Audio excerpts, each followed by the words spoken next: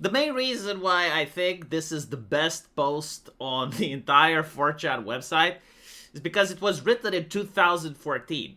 And back then, a lot of people didn't know what social justice activists were.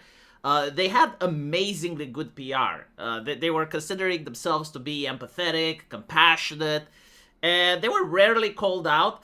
And they managed to infiltrate a lot of organizations through power. A lot of people believe it's because of tolerance. It's no, no, no. Like the tolerance was just part of their PR. They weren't tolerant.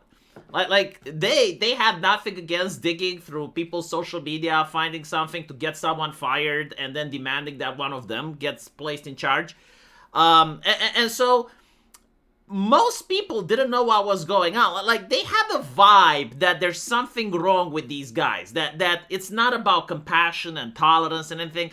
But like most people couldn't articulate it at the time. And a lot of other people didn't know how serious this is because, these were a bunch of crazy people that came in from Tumblr. And back then, they didn't have pronouns or anything. They had mental illnesses in the bio. Like, I'm not kidding. They would use mental illnesses the same way that they use pronouns now. It was kind of like award badges. So you'd see like social justice, druid, ADHD, autism, bipolar disorder.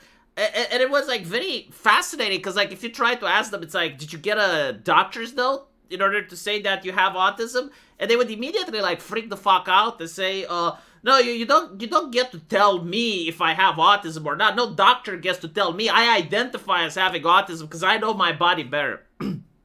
Again, those of you who went on the internet in the 2014 era know exactly what I'm talking about and that I'm not making things up. But there was like this interesting post on 4chan, and like everything that was written here, it was back in 2014, and you have like this opening poster say, "What is wrong with social justice warriors? Why do you what do you have against us? We are fighting to end hate, to unite as one and love each other. We are fighting to be treated right without discrimination, and for everyone to have equal opportunities. So why do you hate us? Why do you want us out? I don't understand." Right? So like this was and still is the constant leftist talking point, the point of perpetual misunderstanding, of perpetually unable to understand the world and what's going on and the context. Like they're unaware of anything, right? Like they're just receiving hate for no reason whatsoever. And here you have like this person explaining very well. Bullshit. You're not fighting to end hate. You have no qualifiable metrics for injustice, so you have no victory conditions. For a very specific example, when black people hold X percentage of all engineers' jobs and whites are only Y% of all prisoners, racism is ended. That would be fine in itself, but you believe in fighting injustice with injustice. Gays have been historically denied gay marriage. Let's get random CEOs fired for opinions they held 6 years ago. You don't seek converts, you seek to punish and bully. Straight white males who disagree with you must be purged and publicly humiliated. Even the jihadis will spare you if you convert. No apology or future correction would satisfy a social justice warrior. I could forget that too, if you weren't all hypocrites and liars. Your treatment of women and minorities, dissenters, is appalling. If they don't act on their behalf, if they don't want to act like you tell them to, that's their choice, not quote-unquote internalized patriarchy or whatever. You rob them of moral agency. When called out for these behaviors, as you always insist calling others, you lie. You strawman your opponents. Criticizing a woman is a misogynist. You group them with the worst. You're a gamer, you're as bad as the anonymous rape threaters. And when confronted with your flaws, you restate them less threateningly. Moat and Bailey argument. You phrase all arguments as Kafka traps. Disagreeing with your assertion that we are evil is taken as proof that we're evil. You publish manipulated and misleading tactics, then lambast anyone who questions them. You insist on vigilante justice against random acts of the week for your 2 minutes hate. Why is the NFL business to punish domestic violence? And if it is their business, why isn't Hope Soul receiving the same attention from your side? Right? Again, like this was written in 2014 before most individuals even knew what these people were. Like back in 2014, it was a completely different internet where The whole purpose was to try and offend people. It was kind of funny and hilarious, to see a grown-ass adult, like, sparking out in front of a computer because, like, someone said edgy things on the internet. And so, with that in mind, you have, like, these people that are coming up, and it's like, no, like, this is not the way. We should be compassionate. We should be understanding. We should have TOS. And this guy on 4chan just, like, flat out nails them. Like, nails that ideology to a T. You claim to be arguing for equality, but you've taken the idea of racism, hatred based on skin color is bad, and replaced it with a new concept where only one race can be guilty of racism. You excuse racial prejudice and hatred based on what I've already explained are arbitrary, unmeasured stats of being, and your solution for the unequal treatment of whites and blacks is to hold whites to a higher standard. You side lobbied the FBI to redefine rape so more women victims can be counted, but also so that made to penetrate does not count, leaving male victims in the cold. Because male privilege, apparently.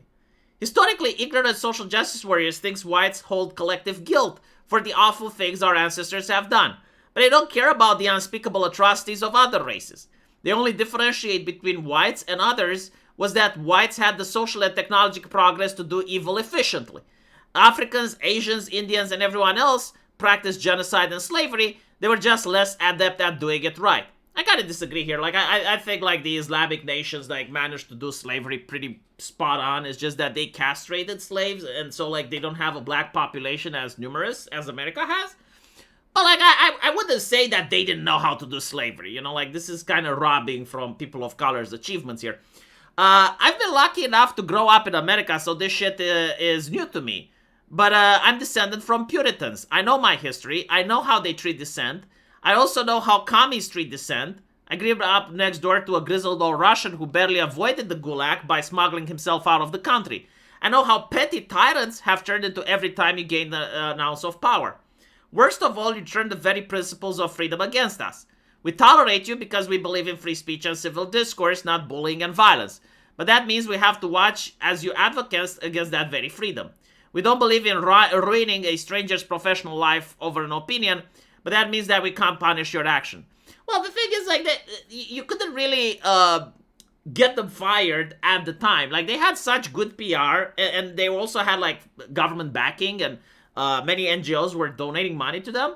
And so, even when you would show that they are racist and bigoted and hate men, like you even had, like, the hashtag hashtag not all men trending, or hashtag all men are rapists.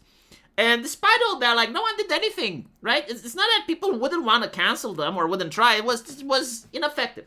No amount of letters, no amount of protesting, nothing would have been enough. And it's probably because also at the time, most people didn't know about what they were actually dealing with.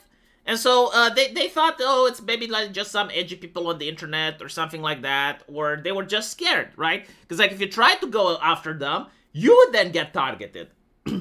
So, the last post that we have is that we believe that the rightness of our actions should speak for itself. You believe in bullying even as you claim to love the oppressed. Funny how the evil, all-powerful patriarchy has seen fit to act according to social justice whims for all of recent memory, punishing those they hate and protecting those they love. Funny how the evil oppressor males have to speak anonymously while social justice warriors fighting the power can use their real names, mainstream media. Yeah, so, like, again, this is describing the culture that was then.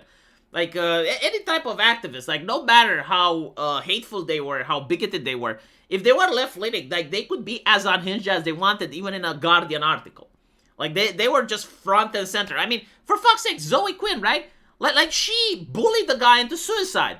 No one cared. No one got her fired. In fact, like, she still maintained a job after that.